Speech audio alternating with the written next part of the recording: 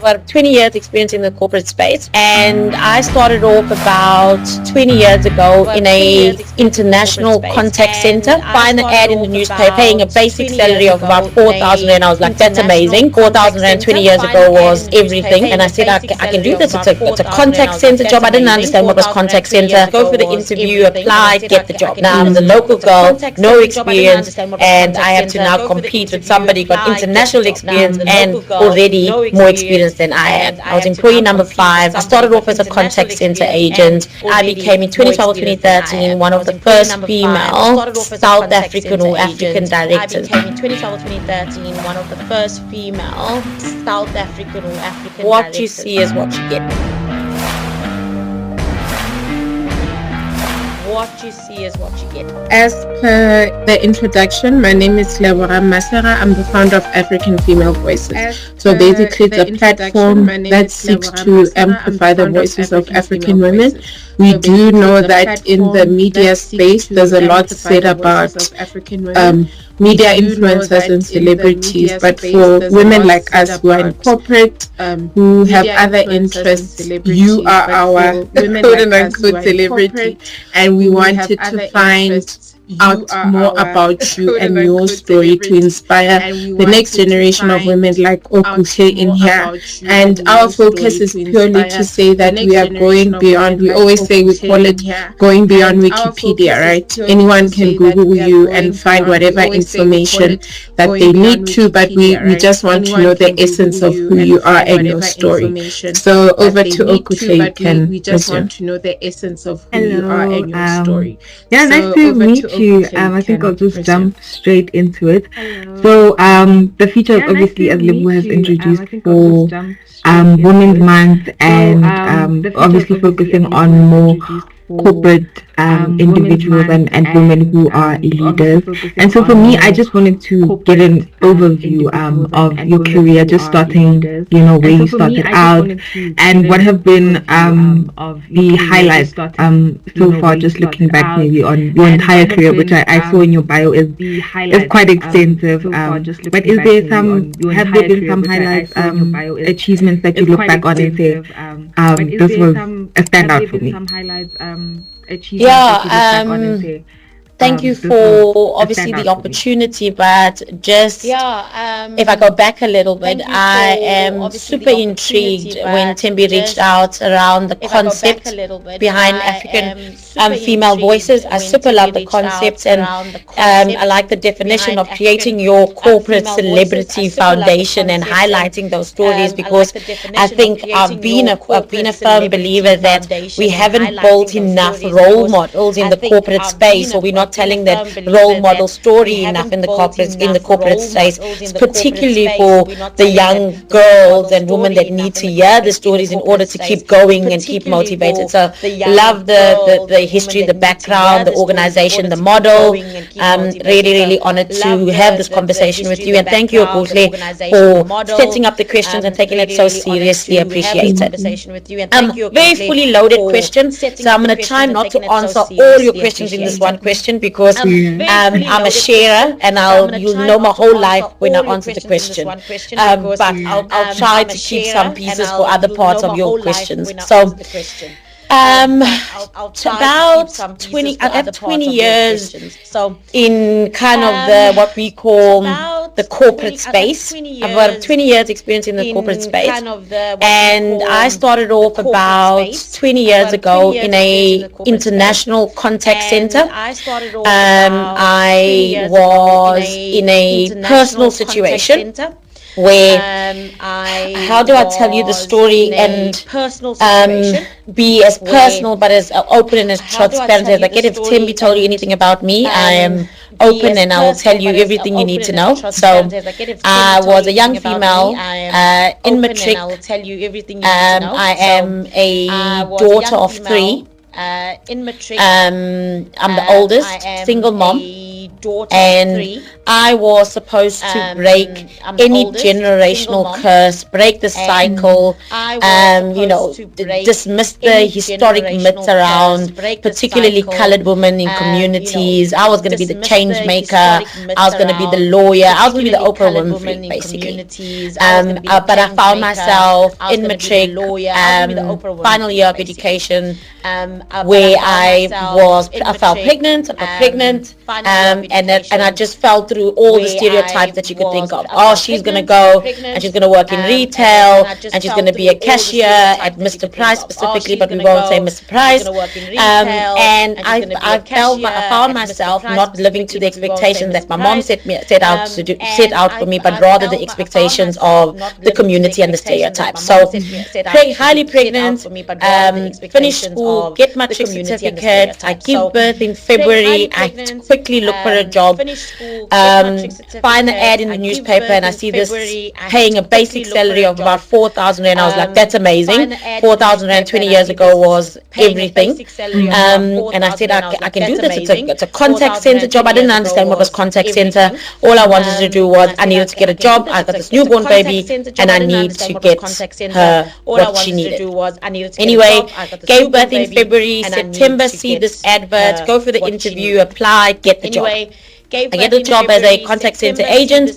I'm employee number 5. I still think, this is a great gig, but I'm only going to do it for a short time. It's not it's not a long-term job. It's not a career. Like, how can you build a career in a contact center? You're just talking to customers, and I don't know. It's just not a career for me. So I still thought I'm going to do something exciting, save enough money, go back to school and study. 20 years later, here I am. So that tells its story itself. But I found stepped into an industry where it broke all the historical stereotypes, and people saw me. I could be myself. I wasn't judged based on my background, my qualification.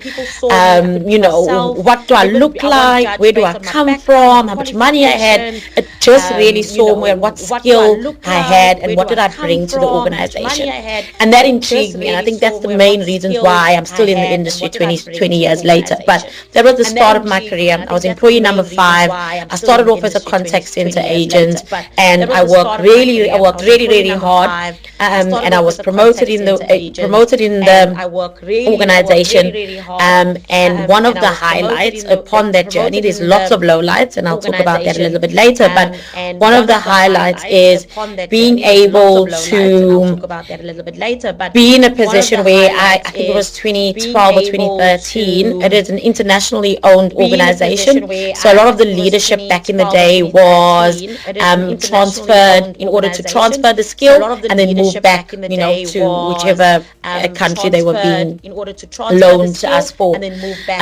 But we had a continuation of bringing talent, and I became in 2012 or 2013 one of the first female South African or African directors, and that for me was one of the biggest highlights, breaking barriers to entry, that I'm very, very super proud of. That's fantastic. I think just working your way up, I think there's something very valuable about just working your way up, especially in this, as we mentioned, influencer space where it's just quickly you become famous, quickly you fall down. But I think your story is just showing and showcasing, which will be very amazing for our reader base, or young people like myself, that hard work and the long way around sometimes is just the only way to do something, and it obviously is the best way.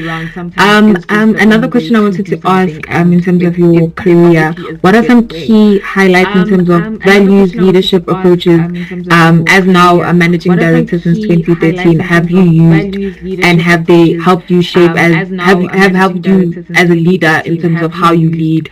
Are they helped you shape? What's the secret sauce that you can give us in terms of how you lead? I think the one thing, one of the things of many things is I did not compromise on adjusting who I am based on the room. I get a lot of reference, and a lot of people that I've dealt with over the years say, you're the same person that we saw 20 years ago. I haven't changed or had to compromise. When I felt that I needed to cry, I cried. When I felt like I needed to voice myself, voice my opinion in a point where I was so confident in my contribution and what I brought to the table, it didn't stop me from voicing my opinion or giving a bad review or giving bad feedback, but I didn't compromise who I was. I continuously and still today continuously stay true to who I am, because some people feel when I'm in a boardroom full of men, I'm still in a boardroom full of men, I have to compromise, I have to be strong enough. If I don't have to cry, I can't say I can't pick my kids up from school, and I can't do this, and I can't be at my doctor's appointments. No, it's life.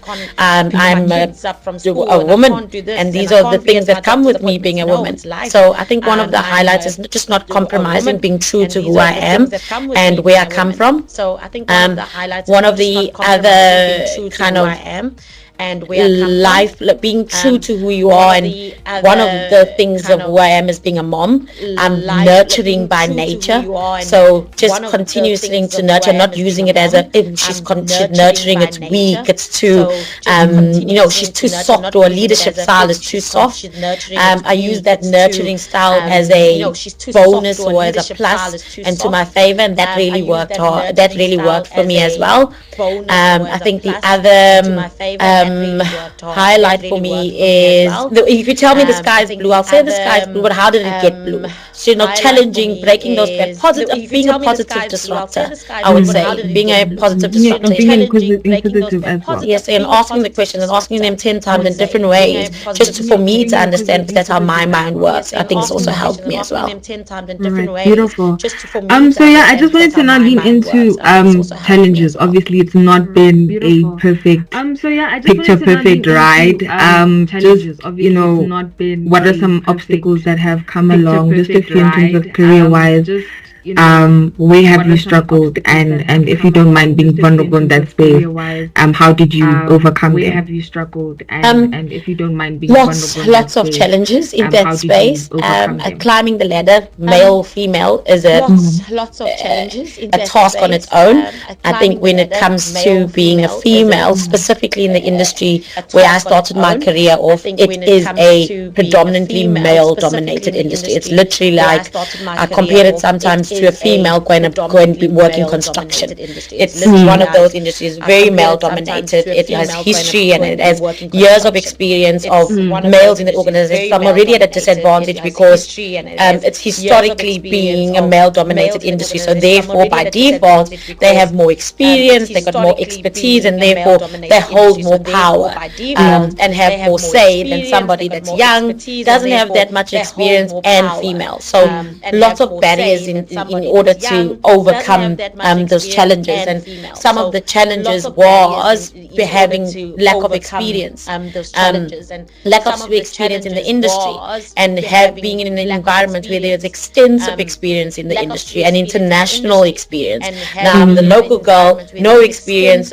and I have to now compete with somebody got international experience and already more experience than I have. I think that was one of the challenges. One of the solutions to that challenges is researched. I used to find out if I didn't know anything, I would stay, work harder, find out information, sit next to the best person that is doing that job. If you knew how to make tea and you were the best tea maker, I was going to sit next to you and learn how to be the best tea maker, or even better than you. So I think that consistent resilience and hunger of wanting to know more, hunger for knowledge, research, reading, finding out about ways of how do you substitute the experience with just passion and knowledge. So those are one of the things I overcome in terms of that leadership and experience layer.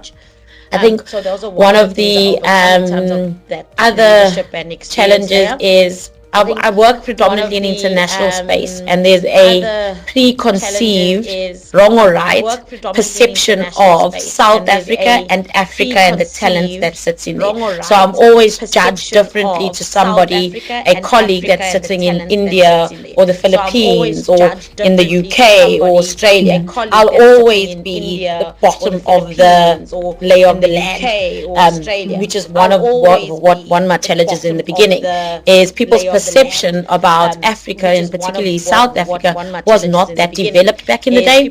So people still thought, oh, if you come from a disadvantaged background, she was a young mom, see, she didn't have a dad, what could she really know, what could she really bring to the table? So I was judged based on perception and rather than reality. And I think what worked for me in that space, and I think I know what happened for me space, allowed my performance to rather talk than don't mind where I come from, how am I performing, look at that, rather than the other contributors. And I think that worked for me, consistently delivering, consistently performing. As Africans, we have a work ethic that cannot be compared, using those natural talent, that natural skills and capabilities like resilience, like confidence, to overcome that specific challenge. I think those are the two key things for me that I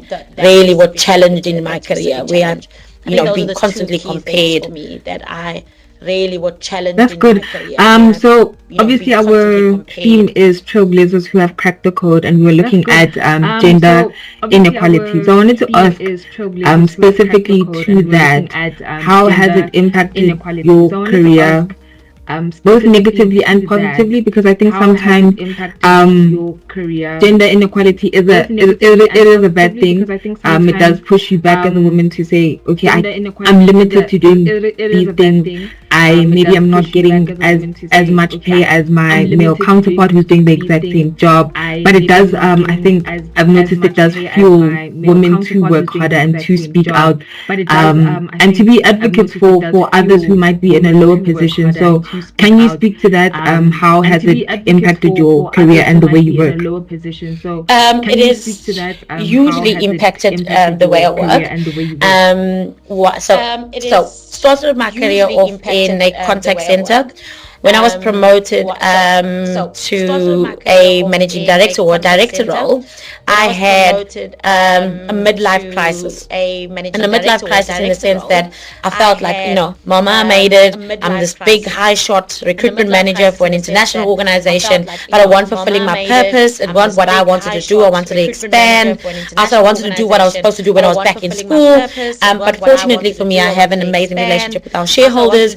And I was like, my time's up. I need to do more. I need to, I'm not happy with certain things. And then again, fortunately, I could have those conversations because I was in a position where I thought at the time it was time to depart ways. So one of the conversations was, gender equality when it comes to salaries, when it came to working hours, when it came to all those conversations. Like, I'm just not feeling my purpose. I feel like I'm constantly in a competition, and I need to move on and then do more. Fortunately for me, when I was going through my midlife crisis, our organization was going through a midlife crisis because they wanted to expand, they wanted to create more jobs, they didn't know how, they had a lot of questions about South Africa, about the talent, about the woman, and all these wonderful things. And what that did, bring a long story short, what it did do is it created a space where I got to do what I'm doing today. Is I moved over from the corporate side of it, and I went to set up CareerBox, which is the organization that I work for today. And CareerBox is a not-for-profit that forms part of this group, but really is a more where my heart lies, where I get to break those barriers for gender equality. So it really shaped how we set up the organization, and youth, women in particular, is one of our key pillars in our organization. So pre us setting up CareerBox, or pre me moving from our organization into CareerBox, our statistics internally from a woman in leadership perspective was around, I want to say 85% male and 15% women. today we're about between 67% and 70% female, and that's something that I'm very proud about. I know we have to create an equal balance, and we will get there. However, but that's because of the work that we've done from a career box perspective, and how we clearly went to understand what are the barriers to entry for women, and how do we create equal economic general sustainable opportunities, particularly for our women, and then how do you make sure once you create those opportunities, how do you then develop? So our career programs, our development programs are biased towards women in some cases. So it really changed the way I did business, doing business, and will continue to do business. That's good. So and now I just want to move on to your leadership styles, management styles. Obviously you're working as in a very leadership focused role at Career Box.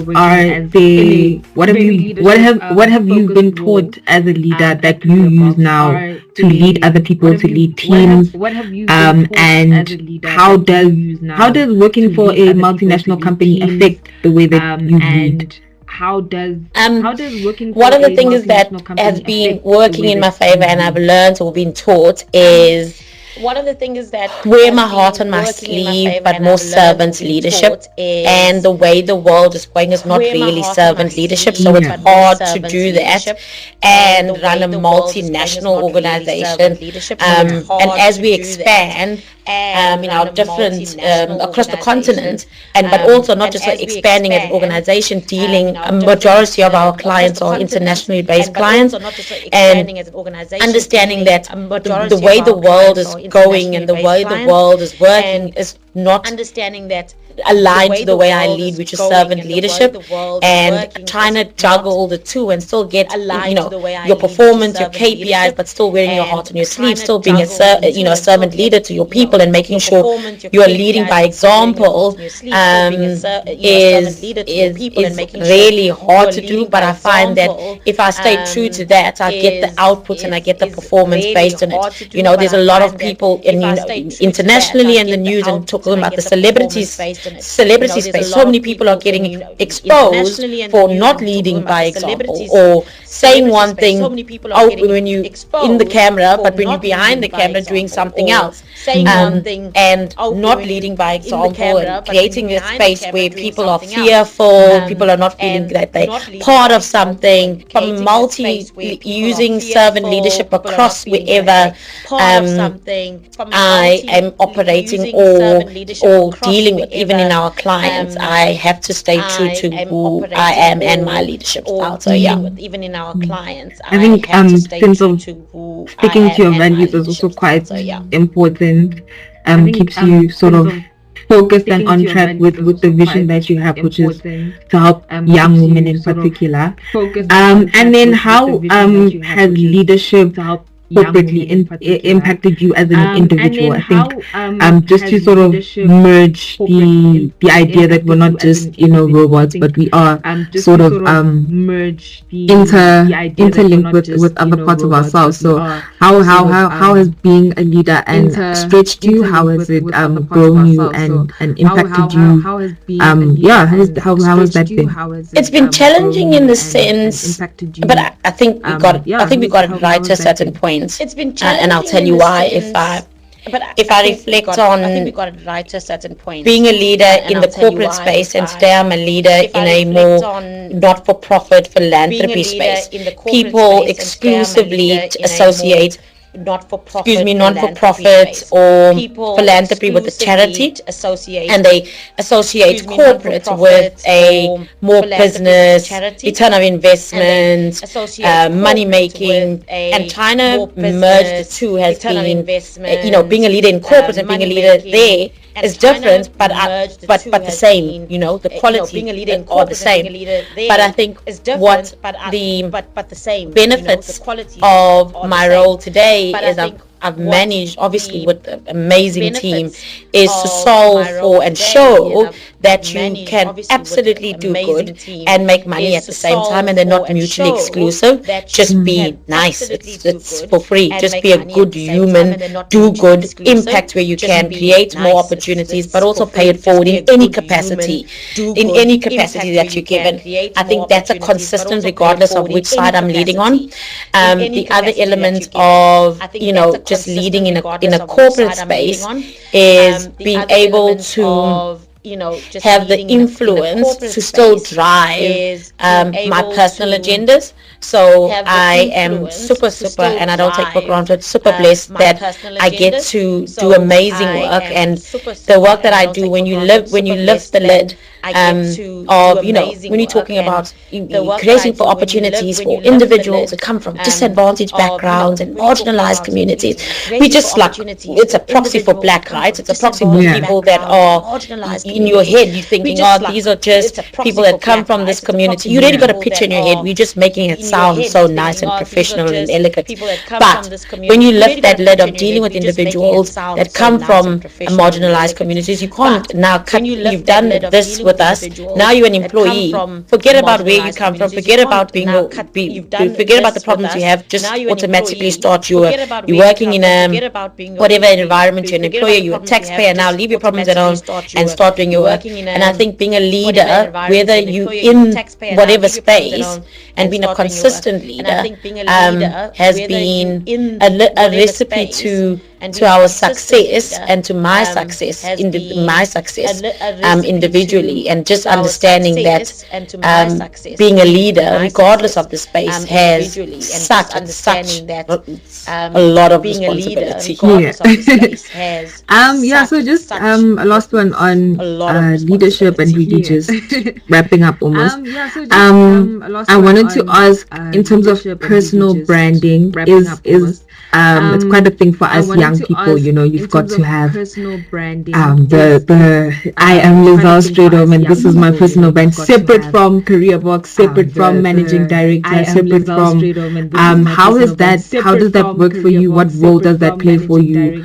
Are you sort of pushing that agenda?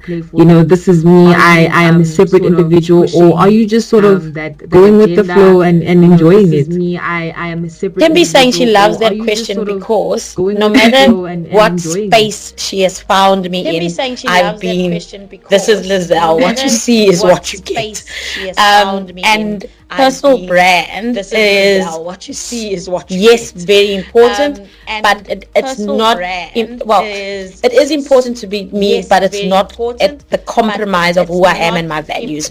So my personal brand must replicate and be authentic to who I am and what I do. So you're not going to get a different version of Lizelle in the boardroom, a different version of her talking to her people, a different version when she's talking to clients, when she's at home with the family. What you see is what you get, and I think that's that authenticity, that rawness, that passion for just leading has been my brand. So I don't have different brands, and I haven't felt pressure to stick to this specific brand, because if you're in if you're working for a not-for-profit, this is how you need to be, and this is how you need to act, and you need to get funding, and what you see, as long as it's true to my purpose and what I want to achieve, that's the brand you're going to get. That's beautiful. As long as it's true to my purpose and what I want to achieve. And then my last question, and then I think I'll wrap it up. I just wanted to, our reader base is majority, I think, 18 to 35. So these are young women who are students like myself, graduates, just new into corporate, into career. And I think one thing for us that we look to women like you for is just nuggets, golden nuggets. What starting out, are there any words of advice, insight that you have just to the next generation that's coming into corporate and coming into creating non-profits and just trying to be community changers and builders like yourself? Us as women are our biggest critiques, blockers. So I would say to just accept your flowers when they come. Don't be, oh, it's not mine, I don't deserve it, maybe it's somebody else. Own it, be true to who you are. Take the accolades like a man will carry that trophy. Do the same. Accept your flowers. I think when we in position as women to create opportunities and pay it forward, let's do it. Let's lift each other up, encourage each other, create those true support groups that really empower us. I think what you guys are doing is amazing. I would encourage, and my advice would be to just every woman, to how do we get more of these stories out? How do we get more role models? How does every woman know who, find a mentor? I find mentorship so amazing. Find a mentor, find somebody that you can learn from. Doesn't have to be in your space, but how do you learn? You don't have to make the same mistakes that I did, that Lebo did, that Tembi did. So yeah, that's a little bit of a mouthful, but stay true to your, when it's time for your flowers, receive them with pride. Stay true to your values, own it, own your space, stay confident, but also learn from people who've done it before. Get yourself a mentor. And yeah, also learn from people. Alrighty, I think that's all from my side. I've kind of touched everything. I just want to thank you so much for joining us and speaking such great, insightful stuff. Yeah, I think it's going to be great. Great. Thank you so much, Lizelle. I was just nodding. Most of the stuff you were saying. Thank you so much, Lizelle. You touched on imposter syndrome. You've touched on owning ourselves and our successes, and that's a huge part of what sets us back as quote unquote what you said about being marginalized, right? That code word that we use for us being women of color. So thank you so much for that. And Okuche, thank you for running the session. I enjoyed it. Questions. It was like listening to a podcast. For running the session. I even got a private message. It was like to listen to the podcast. It was so nice. No, I really enjoyed it. I'm thinking now, since we did we have the recorded and the transcription, I think we can upload it as part of our podcast. I'm just thinking out loud. I will speak to the team, and then perhaps we can get our editors to work on it and do the article and the editorial piece. So thank you so much. We'll be in touch with you next week. Okuche and I have some work to do. No, truly appreciate it. And thank you, Tembi, for setting this up. And Lizelle, we wish you all the best. We're always rooting for you. Oh, thank you so much. And right back at you. Kuhle, you are amazing. Amazing. Thank you so much, Stella Jones. Right back at you. Kuhle, thank you so much. Amazing. Bye. Thank you so much, Stella Jones. Thank you so much. Thanks. Bye.